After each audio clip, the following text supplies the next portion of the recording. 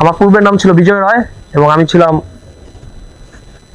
শিবের পূজারী। আপনার হাতে অবশ্যই আমার এই ট্যাটুটা দেখতে পাচ্ছেন। ইনশাল্লাহ এটা রিমুভের চেষ্টা চলছে। তো কিভাবে আমার এই দাড়ি টুপি আসলো, ইনশাল্লাহ আজকে আপনাদের সাথে সম্পূর্ণ ঘটনাটি আমি বলার চেষ্টা করব। তো আমাদের আমরা কিন্তু আসলে প্র্যাকটিসিং হিন্দু ছিলাম, মানে আমি কিন্তু হিন্দু ধর্মে মোটামুটি না পুরোপুরি বিশ্বাস করতাম। যেমন বিভিন্ন রিচুয়ালগুলো আমাদের, পূজা পার্বণ, উপবাস, এগুলো সবকিছুই কিন্তু আমি আমি সবসময় করার চেষ্টা করতাম। এবং আমাদের বাসায় দুর্গাপূজা বাদে মোটামুটি সব ধরনের পূজাই হতো। এবং আমি ইন্ডিয়াতে আম, কালীঘাট, গয়াকাশী, বৃন্দাবন, কৈলাস, এগুলোতে মোটামুটি আমি তীর্থস্থানগুলোতে মোটামুটি ঘুরে আসছি, ভ্রমণ করে আসছি। কিন্তু হিন্দু ধর্ম আমার পুরোপুরি বিশ্বাস হতো যে এটাই আসলে সত্য ধর্ম। কিন্তু আহ, ইতিপূর্বে আপনারা জানেন যে আমার ছোট ভাই মোহাম্মদ আলামিন, ও কিন্তু ইসলামে চলে যায় আজ থেকে প্রায় 5 বছর আগে। তো আমার ইসলাম সম্পর্কে ধারণাটা বা আমার হিন্দু ধর্ম থেকে ইসলাম ধর্মের ধারণাটা চেঞ্জটা আসলে ওইখান থেকেই মূলত শুরু। যখন ও কনভার্ট হয়ে মুসলিম হয়ে যায়, তখন আসলে একটা কথা যেটা না বললে নয়, যে ও যখন মুসলিম হয়ে যায়, আমি এই সেই লোক যে ওকে মারতে পর্যন্ত গেছি, ওর নামে জিডি করতে গেছি, ইভেন ওকে ত্যায্য করার জন্য আব্বাকে বলছিলাম যে ওকে ত্যায্য করে দাও।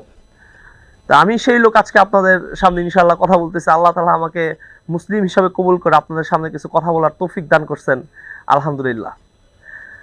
তখন আমার ভাই যখন ইসলামে চলে যায়, তো ও আমাকে বিভিন্ন সময় বলতো, কিন্তু আমি ওর কথা এগুলা ধরতাম না। যে আমি আরো রাগ করতাম ওর সাথে, যে ও আমাকে ইসলামের দাওয়াত দিচ্ছে কেন, এগুলা কেন বলতেছে, এগুলা নিয়ে আমি রাগ করতাম। কিন্তু আহ, আমার আসলে বিয়ের বয়স তখন 5 বছর প্লাস হয়ে যায়, কিন্তু আমার সন্তান ছিল না। আলামিনের যে সন্তান ছিল ওমর, ওমরের পূর্বে নাম ছিল দুর্জয়। তো ওর যখন 9 মাস বয়স, তখন আলামিন ইসলামে চলে যায়। তো এটা ঈদের দিনকার একটা ঘটনা, যে আলামিনকে আমি তখন ফোন দেই যে আলামিন, তুমি তোমার ছেলেটাকে একটু ইনশাল্লাহ দিয়ে যাও। তখন আলামিন তখন মুসলিম। তখন আলামিন বলে যে আমার তো আসলে ওকে দেওয়া পসিবল না, যে কোনো কারণে ওর ছেলেটাকে দিতে পারে নাই, মানে আমাদের বাসায় পাঠায় নাই আর কি। তো এরপর আমি চিন্তা করলাম যে আমার মনে খুব কষ্ট লাগলো যে আসলে আমার কোনো ছেলে মেয়ে নাই।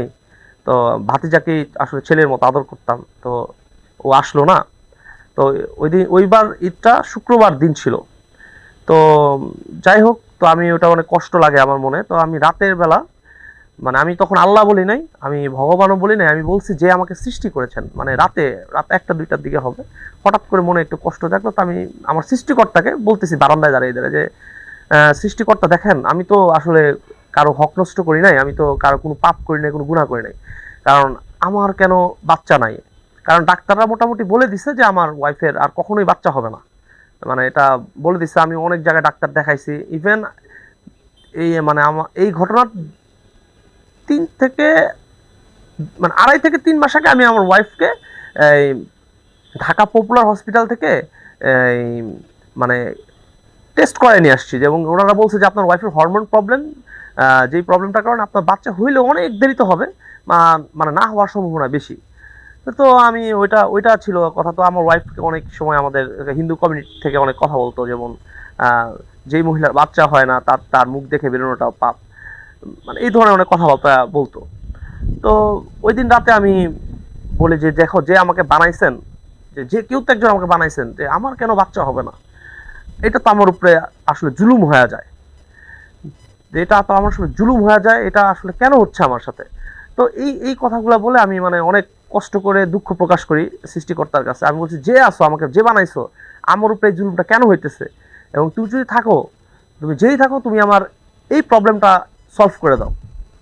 পরে এই কথা শুক্রবার দিন রাতে আমি এটা মানে অনেক কান্নাকাটি করলাম, বা অনেক মনে কষ্ট লাগছিল আমার, যেহেতু আমার ভাতিজাকে আলামিন দিল না।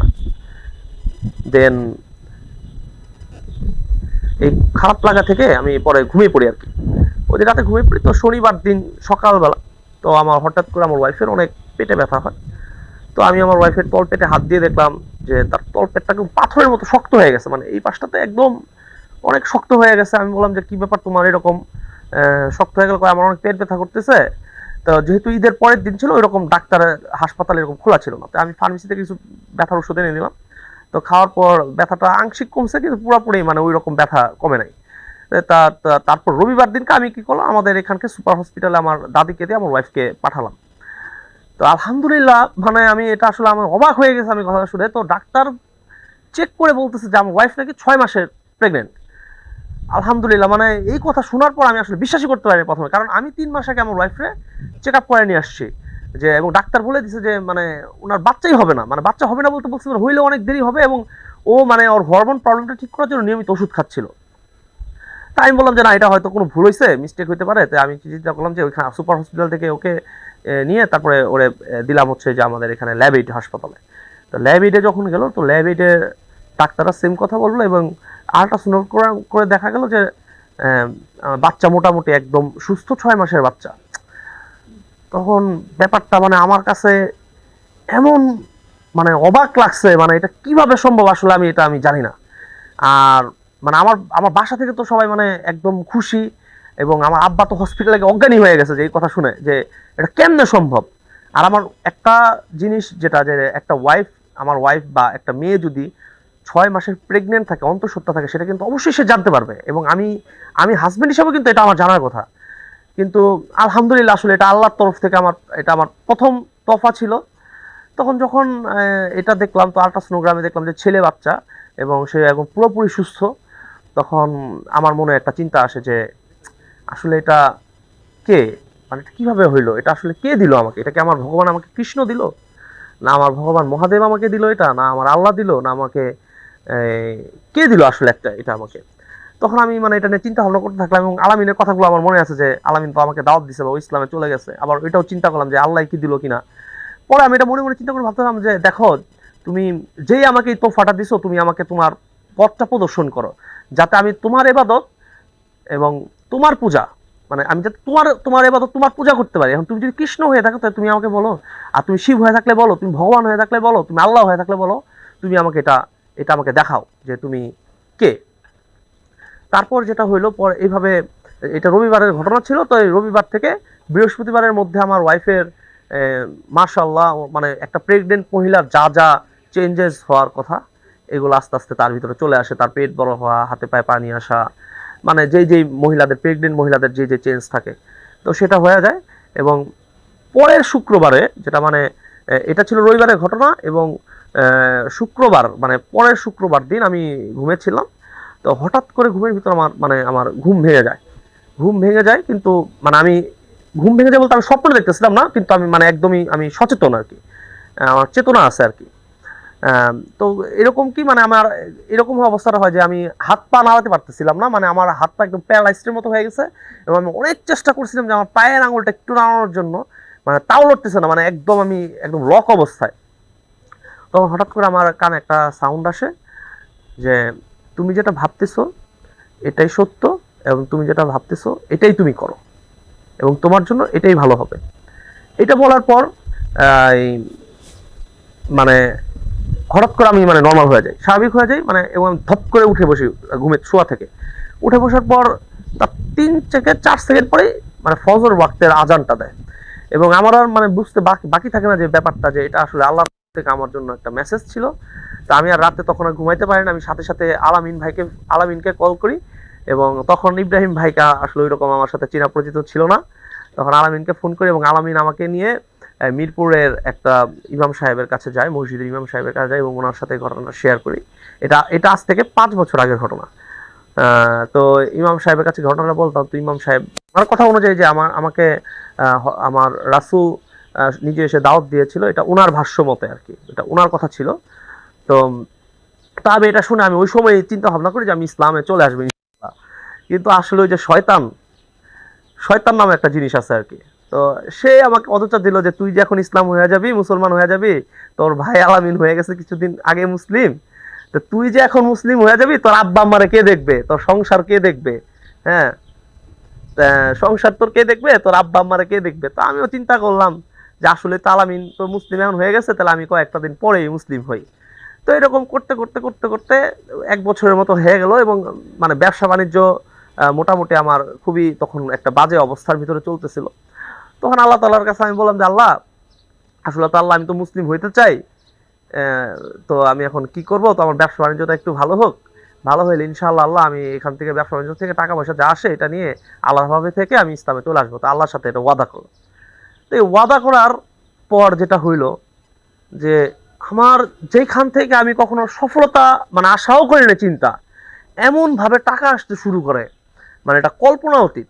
মানে আমার আশেপাশের মানুষরা আমার মানে হিংসা করতো যে ও কি করে, এত টাকা কই থেকে আসে। আসলে আমি নিজেও তখন জানতাম না যে আসলে এত টাকা কোথা থেকে আসতেছে, মানে এত টাকা আসে যে আমি আসলে আল্লাহর কথা বিমালুম ভুলেই যাই তখন। মানে আমি তখন উচ্ছৃঙ্খল জীবন যাপন করা শুরু করি, মানে হারাম কাজে লিপ্ত হয়ে যায় আরো বেশি করে, আল্লাহকে ভুলে যাই। তখন আল্লাহ তাআলা আমাকে আবার একটা স্বপ্ন আসে, এটার 1 বছর পরে। স্বপ্নটা এরকম ছিল যে আমি স্বপ্ন দেখতেছি, এটা স্বপ্ন দেখতেছিলাম যে একটা লাশ কবরে, সরি, একটা লাশ খাটিয়াতে শোয়ানো। তো লাশটার এক পাশে একজন খুব পরহেজগার টাইপের মানুষ ধরা, মানে খুব সাদা জুব্বা পরা, সাদা দাড়ি, মানে এটা লাশটাকে এরকম মুখ করে ধরা উনি। আর লাশটার আরেক পাশে একটা কালা জামা পরা, মানে তার দেখলেই মনে হয় একটা অপবিত্র মানুষ আর কি, মানে একটা অপবিত্র জিনিস। তো ওইটা ধরা, তো ওই খাটিয়াটা নিয়ে দুজন দুই দিকে টাটানি করতেছে। মানে একদিকটা ছিল এরকম যে একটা নোংরা ডাস্টবিনের মতো ময়লা, মানে মাছি টাছি ঘুরতেছে, মানে ময়লা নর্দমার মতো, মানে দেখলেই মনে হচ্ছে যে এটা একটা নোংরা একটা জায়গা। আর এক পাশে ছিল হচ্ছে মানে মনে অনেক সুন্দর বাগানের মতো, মানে ওইখানে নদী বইতেছে, সুন্দর পাখি বাগান। তো আমি এটা স্বপ্নে দেখতেছি এরকম যে দুই পাশে দুইজন মানে টানতেছে। তো এটা এটা দেখার পর হঠাৎ করে বাতাস আসলো। বাতাস আসার পর যখন নাকি এই মানে কাফনের কাপড়টা সরে যায়, ওইটা দেখে মানে আমি আমার নিজেকে আর কন্ট্রোল করতে পারি না, ওইখানে যে লাশটা ছিল সেটা ছিলাম আমি। তো এইটা দেখার পর আর নিজের স্থির রাখতে পারি না। তো ওই সময় যখন ঘুম থেকে উঠি, ঘুম থেকে ওঠার পর এইরকম 6-7 সেকেন্ড পরে আবার ফজর ওয়াক্তের আজান দেয়। তো আমি তো এটা বুঝতে পারি যে হয়তো আল্লাহর পক্ষ থেকে কোনো মেসেজ। আমি সাথে সাথে আবার আলামিনকে ফোন দেই, বলি ব্যাপারটা কি। তো আলামিন আমাকে এটা বলে যায় এটা আল্লাহর পক্ষ থেকে তোমার জন্য আবার একটা মেসেজ, যে তুমি যেগুলো করতেছো সেটা আল্লাহ তোমাকে জান্নাতের দিকে আসতে বলতেছে, কিন্তু তুমি শয়তানের সাথে মিলে তুমি জাহান্নামের দিকে চলে যাচ্ছ। তখন ওই সময় আমার ইব্রাহিম ভাইয়ের সাথে পরিচয় হয়, ইব্রাহিম ভাইয়ের সাথে কথা হয়। তখন আজ থেকে এটা আরো 3 বছর আগের কথা। তো ইব্রাহিম ভাই আমার অনেক বুঝাইলো, আমি অনেক কিছু বুঝলাম এবং মোটামুটি ডিসিশন নিয়ে ফেলাম যে এইবার ইনশাআল্লাহ এবার আমি মুসলিম হয়ে যাব ইনশাআল্লাহ। তো এরকম আল্লাহর সাথে ওয়াদা করলাম। তো পরে আর আমার আর মুসলিম হওয়া হইলো না, বিভিন্ন পারিপার্শ্বিক চাপে আর মুসলিম হইলাম না। তো হইলো কি যে ব্যবসায় হইলো লস, মানে ব্যবসায় লস হইলো। তো আল্লাহরে বলতেছি যে আল্লাহ, মানে আমি বিভিন্ন সময় আল্লাহর সাথে ওয়াদা করছি, নাউজুবিল্লাহ, ওয়াদা করে আমি আল্লাহর সাথে ওয়াদা ভঙ্গ করছি। তা আল্লাহর বললাম যে আল্লাহ যা করছি তুমি আমার মাফ করে দাও। তাহলে কিন্তু এর ভিতরে একটা কথা বলে রাখা ভালো যে আমি যখন নাকি আমার মানে ছেলে আমার হয়, এবং পরবর্তীতে 1 বছর পর আমার মেয়েও হয়েছে ইনশাআল্লাহ, ঠিক আছে।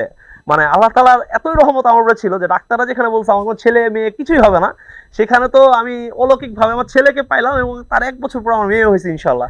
এখন আমার ছেলের নাম আমি রাখছি মুহাম্মদ ইয়াহিয়া ওমর, আর মেয়ের নাম রাখছি আয়েশা জান্নাত। আপনারা সবাই ওদের জন্য দোয়া করবেন। তো কি হইলো যে আমি আল্লাহর কাছে আবার বলতেছি আল্লাহ, ব্যবসা বাণিজ্য তো আল্লাহ লস হয়ে গেছে, তাহলে এইবার তোমার কাছে ওয়াদা করতেছে আল্লাহ তুমি সবকিছু ঠিক করে দাও ইনশাআল্লাহ, এইবার কোনো মিস হবে না, এইবার আমি ইসলামে আসবো। তো এই কথা বলে আল্লাহর কাছে ওয়াদা করলাম মনে মনে।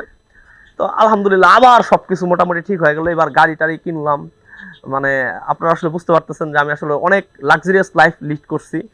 আল্লাহ তাআলা আমাকে কাফের অবস্থায় অনেক লাক্সারিয়াস লাইফ লিড করাইছেন। অনেক কিছু গাড়ি টাড়ি কিনলাম।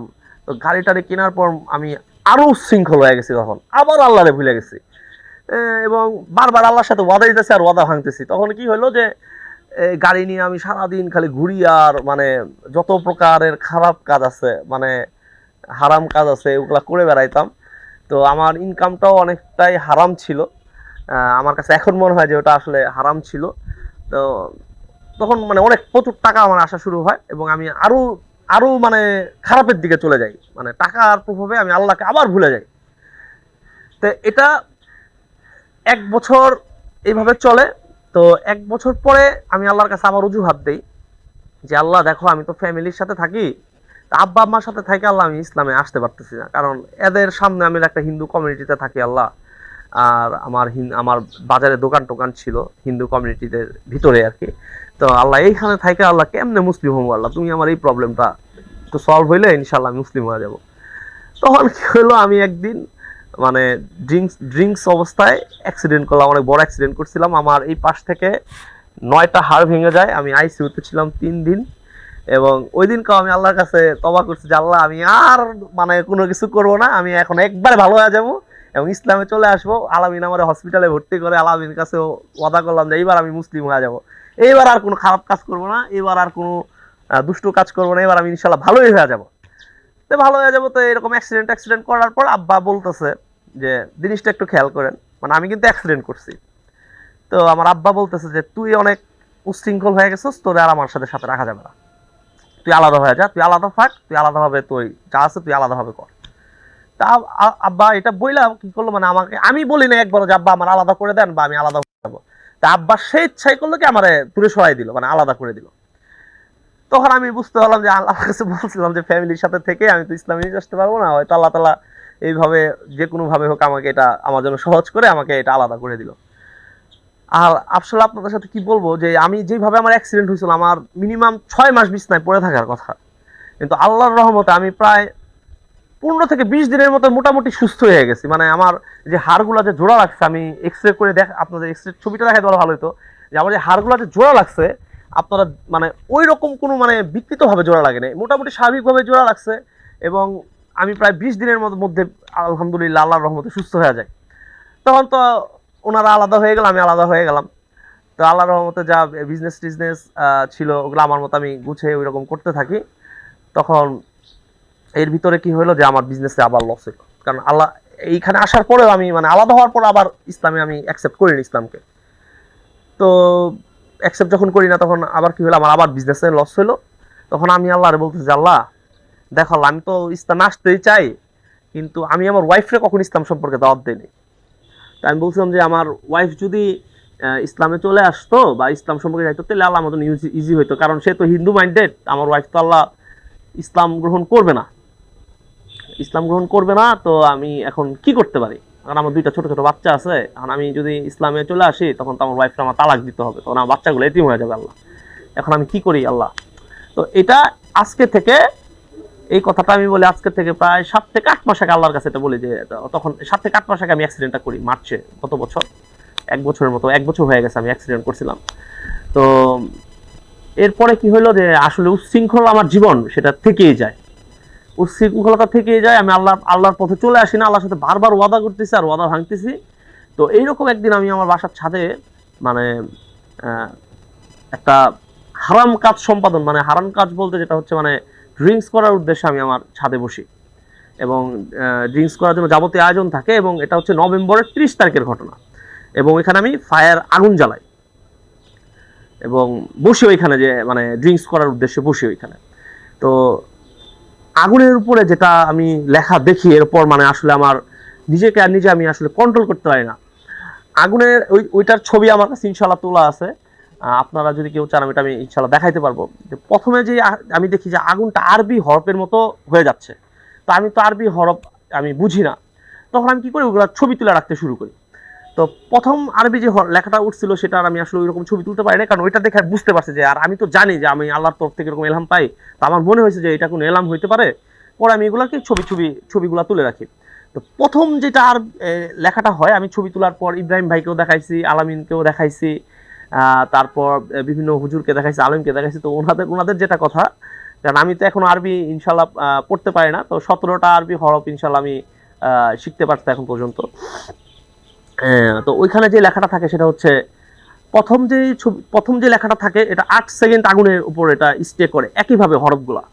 প্রথমটা লেখা থাকে আল্লাহু আকবার, আলহামদুলিল্লাহ, মানে প্রথম লেখাটা থাকে আল্লাহু আকবার আগুনের উপরে। এবং দ্বিতীয় যে লেখাটা থাকে মানে এটার যেরকম চেঞ্জ হয়েছে আমি ওই রকম ছবি তুলে রাখছি, এবং চেঞ্জ হওয়ার গুলো আমি একদম নিজের চোখের সামনে দেখছি আর কি, এটা যে আগুনের উপরে কি আল্লাহু আকবার লেখা উঠতেছে।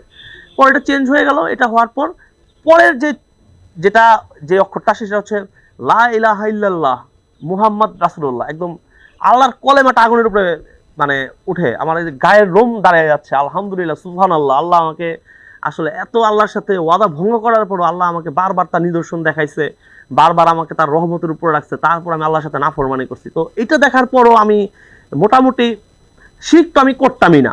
তো এটা দেখার পর আমি অ্যালকোহল খাওয়াটা আল্লাহর জন্য ছেড়ে দিই, যে অ্যালকোহল আর কনজিউম করবো না, ওই বোতল টোতল যা ছিল ওগুলো সব ফেলে দিই। এবং আমি প্রচুর মিউজিক করতাম, আমার প্রায় মিউজিকের ইনস্ট্রুমেন্ট আছে প্রায় 1 থেকে 1.5 লাখ টাকা। তো আমি চিন্তা করি যে আসলে আর অ্যালকোহল আর কনজিউম করবো না, মিউজিক টিউজিক ইনশাল্লাহ ছেড়ে দিব। তারপরও মানে এটা 30শে নভেম্বরের কথা 2021। তারপরও কি হয় যে শয়তানের ধোকা আবার পড়ে যাই, আমি আবার মানে এগুলা করতেই থাকি। তো এরপর একদিন আলামিনের সাথে আমার দেখা হয়। তো আলামিন মাঝে মাঝে আমার ইসলামের দাওয়াত দিত, কথা হইতো যে তুই কি অবস্থা, তুই ইসলাম আসিস না কেন, তোরে আল্লাহ এত তোকে এলহাম করতেছেন, এরকম এলহাম তো আমরাও পাই না, তুই তোরে করতেছে, তুই আসিস না কেন, তুই ইসলামে চলে আয়। তো আমি বলতেছি যে হ্যাঁ আমি চলে আসবো, মানে শয়তানি কথাবার্তা আর কি। মানে আমি আসলে শয়তান আমাকে এইভাবে আঁকড়ায় ধরছিল যে শয়তানের প্রভাব থেকে আমি বেরোতে পারতেছিলাম না। কিন্তু আমার আল্লাহর প্রতি পূর্ণ বিশ্বাস ছিল, এবং আল্লাহর, এটা ইব্রাহিম ভাইকেও আমি বলছি, আলামিনে বলছি, আল্লাহ তাআলা আমাকে মুসলিম হিসাবে কবুল না করে আমাকে ইনশাআল্লাহ আমাকে মৃত্যু দিবে না। এটা আমার মানে আল্লাহর প্রতি আমার একটা বিশ্বাস ছিল আমার। পরে এটা এই যে মার্চের 7 তারিখ, না মার্চের 5 তারিখের ঘটনা, যে আলামিনের সাথে বৃহস্পতিবার দিন আমার দেখা হয়, এবং আলামিন আমার বলে, দেখ আল্লাহ তাআলা কিন্তু তোরে অনেকবারই আলহামদুলিল্লাহ করছে, কিন্তু তুই তো হোস না, আল্লাহ তাআলা কিন্তু ছাড় দেন, ছেড়ে কিন্তু দেন না। পরে আমি এটা চিন্তা করি, আসলে তখন আমার বিজনেসগুলো একদম ড্রপ, সবকিছু খারাপ যাইতেছে, তাই আল্লাহ তাআলা এইবার মনে হয় আর আমার ছাড় দিবেন না। তো আমি এটা চিন্তা করি আর কি। এটা শুক্রবার দিনকার ঘটনা, যে আমি ঘুমায়াছিলাম, তো ঘুমের স্বপ্নে দেখতেছিলাম যে একদম মুক্ত একটা মঞ্চে একটা মানুষকে ফাঁসি দেওয়া হচ্ছে, এবং মানুষটা আমি দাঁড়াই দেখতেছি, সেই মানুষটা আমি। আর আপনাদের একটা ওই যে জল্লাদের কথা বলছিলাম না, যে এর আগে যে খাটিয়া ধরেছিল, তো ওই জল্লাদটাই ওইখানে দাঁড়ানো, মানে ফাঁসি দেওয়ার জন্য যে স্টিকটা থাকে সেই স্টিকটা নিয়ে দাঁড়ায় আছে সে। এবং সে বলতেছে যে তোরে তো অনেকবার বলা হইলো, তুই তো শুনোস না। ঠিক এইভাবে বলো যে তোরে তো অনেকবার বলা হইলো, তুই তো শুনোস না, বলেই করলো কি সে ওই পুলটা ধরে টান দিছে, এবং আমার গলায় ফাঁস লেগে গেল, মানে আমি পড়ে গেলাম নিচে ফাঁসিতে, এবং আমি দেখতেছি সেটা। এবং এই যে ফাঁসিটা যে লাগলো, এটা আমি নিজে আমি ঘুমে অনুভব করতে পারতেছিলাম যে আমার ফাঁসি লেগে গেছে, এবং আমি নিঃশ্বাস নিতে পারতেছি না। তো এক পর্যায়ে ঘুম ভেঙে যায়, আমি ধরপড়িয়ে উঠি, ওইটা দেখে যে আমার মানে আমার যে গলায় ফাঁসি লাগছিল, এটা আমি এখনো অনুভব করতেছি যে আমি নিঃশ্বাস নিতে পারতেছি না, জাগনা থাকা অবস্থায়। এবং আবার সে 5-7 সেকেন্ড পরে ফজরের ওয়াক্তের আজান দেয়, এবং আমার আর বুঝতে বাকি থাকে না যে এটা আল্লাহর পক্ষ থেকে আবার মেসেজ ছিল, এবং এইবার যদি আমি ইসলামে না আসি তাহলে আল্লাহ তাআলা আমার কোনোভাবে ছাড় দিবে না, আর ছাড়বে না, আর মাপ নাই। তখন কি করলাম, যে এটা ছিল শুক্রবারের ঘটনা, তো আমি সকালবেলায় আলামিনকে ব্যাপারটা জানাই, ইব্রাহিম ভাইকে ব্যাপারটা জানাই, যে ইব্রাহিম ভাই এটা তো হইলো। তো সবাই আমার বললো, দেখেন ভাই, যে আপনি ইসলামে চলে আসেন, আল্লাহ তাআলা আপনাকে হয়তো বারবার নিদর্শন দেখাচ্ছেন, আল্লাহ তাআলা কবে আপনার থেকে মুখ ফিরিয়ে নেয়, এটা হওয়ার আগে আপনি ইসলামে চলে আসেন। তো আমি এটা নিয়ে এবার একটু ডিপলি চিন্তা করলাম, যে আসলেই তো, যে আল্লাহ তাআলার কাছে সত্যি কথা, আল্লাহর কসম, আল্লাহর কাছে যা চাইছি কাফির অবস্থায়, বলছে আল্লাহ আমি গাড়ি কিনবো, আমার গাড়ি কিনাই দিছে, টাকা কই থেকে আল্লাহ ম্যানেজ করে দিছে। আমি এমন হয়েছে, আমি মাসে 2টা করে বাইক চেঞ্জ করছি, মানে 15 দিন জিক্সার চালাইছি, ভালো লাগে নাই, বাদ SF কিনছি, ভালো লাগে নাই, বাদ R15 কিনছি, ভালো লাগে নাই, বাদ MT15 কিনছি, ভালো লাগে নাই, বাদ 4B কিনছি। মানে এমন কোনো ইচ্ছা নাই। ফোন তো মনে করেন আমি 4টা-5টা করে ফোন ইউজ করছি, মানে আল্লাহ তাআলা এমন লাক্সারিয়াস লাইফ আমার লিড করাইছে। কিন্তু আমি আল্লাহর সাথে নাফরমানি করছি, আল্লাহর সাথে আমি ওয়াদা রাখি নাই আল্লাহর কাছে। আল্লাহ তাআলা এর জন্য আমাকে মাফ করে দিক, আপনারা সবাই যেন দোয়া করবেন যাতে আল্লাহ আমাকে মাফ করে দেয়। এরপরের ঘটনাটা কি হলো, তা ওই দিন রবিবার ছিল, তো আলামিনরে তো ওই দিনটা বললাম, তো আমি বললাম যে আলামিনরে সকালে, মানে কোনো চিন্তা ভাবনা নাই, মানে পরের দিন আগেও ভাবি না যে আমি আসলে আজকে ইসলামে চলে আসবো। তো হঠাৎ করে আমি ওই দিনকে আল্লাহ তাআলা আমার চিন্তা দিল, রবিবার দিন ছাদে আমার কিছু কবুতর আছে, তো কবুতরে খাওয়ান দেওয়া হইতেছিলাম, তো একটা কবুতর হঠাৎ করে মরে গেল আমার চোখের সামনে, ভালো কবুতর ছিল, কবুতরটা খাইতেছিল, হঠাৎ করে কবুতরটা মরে গেল। তো এটা দেখে আমি চিন্তা করলাম যে এখন যদি আমি এইভাবে মইরা যাই, তাহলে আমার কি অবস্থা হবে, তাহলে আমার কি হবে। তো ওইটা চিন্তা করে আমি আলামিনে নক দিলাম, যে আলামিনে বললাম, তাহলে আমি এখন কালামে শাহাদাত পাঠ করতে চাই, তুই চলে আয়। তে সাথে সাথে আলামিন তো তাহলে তুই গোসল করে রেডি হ, আমি রেডি আসতেছি। তো আসতেছে, তো এর ভিতরে আবার শয়তান আমার অবস্থা দিতেছে, কি রে তুই মুসলিম হয়ে যাবি, মানুষজন কি বলবো, হিন্দু কমিউনিটিতে কি বলবো, তোর আব্বা আম্মা কি বলবো, এই সব বলতেছে। তো আমি আবার না, আমার মাইন্ডটা একটু চেঞ্জ হয়ে যায়, না আজকে তাহলে হবো না, একটু কয়েকদিন পরে হবো। কিন্তু এর ভিতরে কি আলামিন চলে আসছে। আলামিন চলে আসছে, আলামিন আমি বলতেছি যে আলামিন দেখ তো, আমি তো হয়ে যাবো, কিন্তু তোর ভাবি তো মনে হয় হবে না, তোর ভাবি। তখন আমি আমার ওয়াইফে বলে, দেখো আমি তো ইসলামে চলে যাবো। তো আমার ওয়াইফ একটু কান্না করে দেয়। হ্যাঁ, পরে আমি এটা শুনতে পারছি, সে আসলে খুশিতে কান্না করে দিছে, কারণ সে অনেক আগে, আমার আগে থেকে সে ইসলামে আসতে চায়। তো আমি তাহলে বলছি যে দেখো আমি তো ইসলামে চলে আসবো। তো সে কান্না করে দিচ্ছে। আমি তুমি কাঁদতেছো কেন? আচ্ছা তুমি রাজি না, তাহলে কাজ করো, তুমি তাহলে 2 দিন ভাবো। আর আলামিন বলতেছি তোর ভাবি 2 দিন ভাবো, 2 দিন পরে আমি ইসলামে আসবো ইনশাআল্লাহ। তো সে কথা না, আমি তো আলামিন করলো যে ই কর, ওর ওয়াইফের ফোন দিল, মানে আমার ছোট ভাইয়ের যে বউ আয়েশাকে ফোন দিল। তো আয়েশা আসলো, আয়েশা ওর ভাবির সাথে কথা বললো। ও মা, আমি কিন্তু আমার ওয়াইফে আল্লাহর কসম কোনোদিন ইসলামের কথা বলি নাই। সে জানতো আমি শিরক করি না, ইসলাম সম্পর্কে আমি একটা ভালো ধারণা পোষণ করি, এইটুকুই। সে দেখে আমার আগে গোসল টোসল করে একদম শাখা টাকা খুলে ফেললো, মানে আমার আগে সে রেডি ইসলামে আসার জন্য। মানে আমি একদম শকড হয়ে গেলাম যে আসলে ব্যাপারটা কি হলো। এখন আমি দেখতেছি কি যে আসলে তার তো কোনো নেই, এখন আজকে তো কালেমার সাথে পড়াই লাগবে আমার। পরে আলহামদুলিল্লাহ আল্লাহর অশেষ মেহেরবানি যে আলামিনের কাছে আমি কালেমার শাহাদাত পাঠ করলাম। এটা পাঠ করার পর আসলে কেমন যে লাগছে তখন, মানে এটা আসলে আপনার বইলা বুঝতে পারবো না। তো ওটা খুব ভালো লাগলো, কিন্তু মনে মনে শয়তান একটা আমাকে অযথা দিতে থাকে যে কালেমার সাথে পাঠ, মানে কালেমার সাথে মানে কি, এটা মানে এক প্রকার আমি মানে ইচ্ছা করে মানে একটা পড়ছি আর কি, জিনিসটা পড়লাম আর কি, মানে মন থেকে ওই রকম ভাবে কিন্তু তখন মানে একটা পড়ি নাই। তো গেলাম, নামাজ পড়লাম। তো এটা হচ্ছে যেদিন কালেমার শাহাদাত পাঠ করলাম, রাতের ঘটনা। মানে আমি কিন্তু পড়ছি কালেমার শাহাদাত, মানে অতটা মানে একদম সিরিয়াসলি যে ইসলাম নিয়ে একদম সিরিয়াস হয়ে যাবো ওই রকম ভাবে না, মানে পড়লাম আর কি, মানে পড়ছি, পড়ার জন্য পড়ছি। নামাজ পড়লাম। যে আমার ওয়াইফ তো অনেক সিরিয়াস হয়ে গেল ইসলামের জন্য। তা আমি তখন মানে অতটা সিরিয়াসনেস আমার আসে নাই, মানে ওইসব কালেমার শাহাদাত পাঠ করার পর। তো জোহরের নামাজ পড়লাম, আসরের নামাজ পড়লাম, মাগরিবের নামাজ পড়লাম, এশার নামাজ পড়লাম। তো নামাজ পড়ার পর মানে নামাজ পড়ার জন্য পড়ছি আর কি, মানে ওই রকম যে মন থেকে পড়ছি, আমি আসলে এটা বললে এটা মিথ্যা কথা হবে, আমি আসলে মন থেকে তখন পড়ি নাই। তো রাতে ঘুমাইছি। তো এবং চিন্তা করছি যে না, যখন মুসলিম যখন হয়েছি, মানে এরকম চিন্তা করে মুসলিম যখন হয়েছি, তাহলে ফজর রাখতে নামাজটা ইনশাল্লাহ পড়বো আর কি। নামাজ তো পড়তে পারি না। তখন রাত ঘুমাই গেলাম আর কি, 10টা 10:30 দিয়ে ঘুমাই গেছি। তখন রাতের বেলা যে ঘটনাটা শুরু হয়, যে হঠাৎ করে আমার আজান শুনে ঘুম ভেঙে যায়। তো আমি মনে করলাম যে আজান হচ্ছে, তাহলে মানে ফজর ওয়াক্ত উঠে গেছে। তো ঘুম থেকে উঠলাম, উঠে মোবাইলটা চালু করে দেখি যে বাজে হচ্ছে 2টা 40। মানে এটা হচ্ছে যেদিন আমি ইসলাম গ্রহণ করছি ওই দিনকার রাতের ঘটনা। তোর আজান আস্তে আস্তে দেখি আজানটা মানে প্রখর হচ্ছে, মানে এরকম যেন দূরের গ্রামে অনেকগুলা মসজিদে একসাথে আজান দেয় যে আল্লাহু আকবার আল্লাহু আকবার, এই আজানটা একদম স্পষ্ট, এবং লা ইলাহা ইল্লাল্লাহ এটা অনেক স্পষ্ট।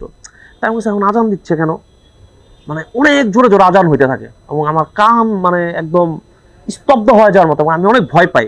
আমি এবং ভয় পাই আমি কি করি, প্রথমে আমার ভাই আলামিন মেসেঞ্জার মেসেজ দিচ্ছি যে আলামিন আমি তো এরকম আজান শুনতেছি যে এটা তো স্টপ হয় না, 20 মিনিট ধরে চলতেছে, এটা তো স্টপ হয় না। এবং এটার আগে আমি যেটা করছি যে আমি কি মানে আমার হ্যালুসিনেশন হচ্ছে কিনা। তো এটার জন্য কি করলাম, আমি উঠছি, উঠে কি করলাম, লাইট জ্বালাইছি, লাইট বন্ধ করছি, ফ্যান বন্ধ করছি, দেখি না পারিপার্শ্বিক যে আমার বাসার পাশ দিয়ে গাড়ি যাচ্ছে, অটো যাচ্ছে, মানে যে গাড়িগুলো যাচ্ছে এটা হর্ন শুনতেছি।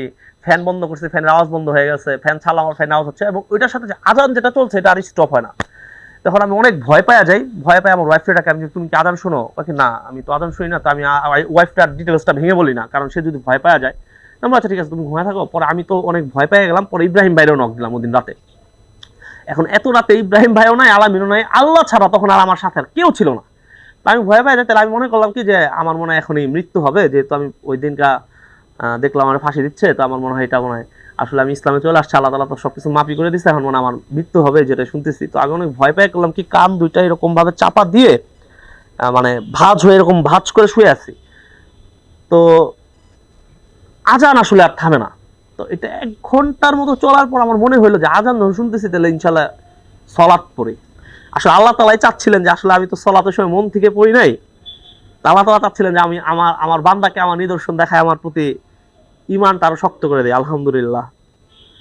পর আমি উঠলাম, যখন নাকি মনে মনে চিন্তা করলাম যে সলাৎটা আদায় করি, তখন আকস্মিকভাবে অলৌকিকভাবে সে আজানটা বন্ধ হয়ে গেল, আর কোনো সাউন্ড নাই, আজান বন্ধ হয়ে গেল। পর আমি যা অজু করলাম, যেভাবে আসলে আমি ওইরকম ভাবে জানতাম না কিভাবে অজু করতাম, আমি যেভাবে অজু করা মানুষকে দেখছি ওইভাবে অজু করলাম। অজু করে আমি তো আসলে সূরা কিছুই জানি না, ওই রাতে যে নামাজটা আমি পড়লাম, মানে তখন আমার মনে হয়েছে যে না, আমি এখন পরিপূর্ণ মুসলমান হইলাম। আসলে আমার আল্লাহ আছেন, আমি আল্লাহরে সেজদা দিলাম রাতে, এবং মানে তখন মনে হয়েছে যে না, আমি এখন মুসলিম হইলাম। আলহামদুলিল্লাহ। এরপরে তো আসলে মুসলিম হওয়ার পরে আল্লাহর কাছে যেটা চাইছি সেটাও পাইতেছি। মানে আল্লাহ যে কি রহমতের উপর রাখছে এটা আসলে আপনাদের বইলা বুঝাইতে পারবো না আমি, যে আল্লাহ তাআলা কি রহমতের উপর রাখছে। যেমন সকালবেলা যদি কোনো জিনিস চিন্তা করি, বিকালবেলা পাই যাচ্ছি। আমার একটা কবুতর উড়ে গেছে 2 দিন ধরে, আসে না। আল্লাহর কাছে নামাজ পড়ে দোয়া করে বললাম যে আল্লাহ, আমার তো কবুতর এটা আসে না, তুমি আল্লাহ এই কবুতরটা আমার পছন্দ, এটা একটু আনাই দিও। রাত 8টা বাজে ছাদে উঠে দেখি কবুতর টাঙ্কির নিচে বসে থাকে। আলহামদুলিল্লাহ। মনে করেন একটা জায়গায় যাচ্ছি, একটা জিনিস খাইতে মনে চাইছে, এটা যে কোনো কারণে খাইতে পারলাম না, আরেকজনের বাসায় গেছি, ওই জিনিসটা মানে ওনার বাসায় ওই জিনিসটাই দিবে, কিন্তু আসলে ওই ধরনের খাবার, যেমন চটপটি আইটেম, আমি অনেক অনেক চটপটি খাইতে অনেক পছন্দ করি। তো এই একটা মানুষের বাসায় গেছি রাত 8টা বাজে, সেখানে ইনশাল্লাহ চটপটি খাইতে দিছে। মানে এটা এটা আসলে আল্লাহ যে কত বড় নিয়ামতের উপরে আছি, এটা আসলে বলে বোঝানো যাবে না। যেটা এটা আমি একটু মিস করে গেছি, যে একসময় আমার কাছে অনেক টাকা পয়সা ছিল, কিন্তু মনে শান্তি ছিল না। এখন আল্লাহর রহমতে আমার কাছে টাকা পয়সা আছে কি নাই, এটা আল্লাহ যেভাবে রাখছে আমি খুশি আছি। ইভেন আমার যে দোকানটা, হিন্দু কমিটির যে দোকানটা আমার ছিল, এটা আমি আমার এক মানে মুশরিককে দিয়ে দিছি, আল্লাহর উপর তাওয়াক্কুল করে যে এটা তোকে দিয়ে দিলাম, তুই এটা করে খা। এবং আল্লাহ তাআলার প্রতি এমনই ইয়াকিন যে এখন আর রিজিকের টেনশনও হয় না, যে কি করব এটা নিয়ে কোনো টেনশন নেই। আল্লাহ তাআলা যে একটা মানে মনের ভিতরে একটা প্রশান্তি দিয়ে দিছে, মানে দুনিয়াবি কোনো কিছুর প্রতি এখন কোনো টেনশন নাই। কারণ আমি জানি এবং পদে পদে সেটা অনুভব করি যে আমার রব যে আমার পিছে আছে, আমার রবের হাত যে আমার উপর আছে, আমার রব যে আমাকে ভালোবাসতেছে, আমার রবের যে রহমত আমার উপরে আছে, এটা আমি মানে কদমে কদমে এটা বিশ্বাস করি এবং কদমে কদমে পাই। মানে যেটা মনে মনে চিন্তা করি রব সেটাও দিয়ে দেয়। যেমন কখন একটু মাথা ব্যথা হচ্ছে, রবের কাছে বলছে আল্লাহ তুমি আমার মাথা ব্যথাটা ভালো করে দাও, আল্লাহ তাআলা ভালো করে দিচ্ছে। এবং আপনাকে আমি দেখাইছিলাম যে আমার হাতে যখন এটা লেজার ট্রিটমেন্ট করাইছিলাম, আপনি বলছিলেন যে ভাই আপনি ডাক্তারের কাছে যান, অনেক বড় বড় ফুসকা পড়ছে। এবং আমি আপনাকে কি বলছিলাম যে ভাই আমি অনেক বড় একজন ডাক্তার দেখাইছি, এটা হচ্ছে আমার রব, তিনি সবচেয়ে বড় ডাক্তার। এবং পরের দিনই কিন্তু আমার এই ফুসকাগুলো কিন্তু একদমই চলে গেছিল। আমি কিন্তু আপনার তার পরের দিন ছবি পেয়েছি, দেখেন ভাই যে আল্লাহ তাআলার কাছে বলছি, এই ফুসকাগুলো কিন্তু সব চলে গেছে। দর্শক, খুবই ভালো লাগলো ইব্রাহিম ভাইয়ের ইসলামে ফিরে আসার গল্পটি শুনে। এবং উনি একটি নতুন বিজনেস শুরু করেছে, হালাল একটি বিজনেস। সেই পেজের লিঙ্কটি এই ভিডিওর আপনারা দেখতে পাচ্ছেন, ভিডিওতে একদম ডেসক্রিপশনে দেওয়া আছে, মার্ক করা। সেখান থেকে আপনারা ইচ্ছা করলে ঢুকে কিন্তু তার পেজটা ফলো করতে পারেন, এবং তার হালাল ইনকামে একজন নমুসলিমের জন্য আপনারা কিন্তু আরও সুযোগ বাড়িয়ে দিতে পারেন ইনশাআল্লাহ। আমরা মুসলিমরা কিন্তু পারি। সো সেই প্রত্যাশা আপনাদের সবার কাছে থাকবে। আজকের ভিডিও এখানেই শেষ করছি। আপনারা সবাই আল্লাহর রহমতে অনেক অনেক ভালো থাকুন। দেখা হবে নতুন কোনো এপিসোডে। সেই পর্যন্ত আল্লাহর রহমত, শান্তি, দয়া সব কিছু আপনাদের উপরে থাকুক। বিদায় নিচ্ছি বন্ধুরা। আসসালামু আলাইকুম ওয়া রাহমাতুল্লাহি ওয়া বারাকাতুহু।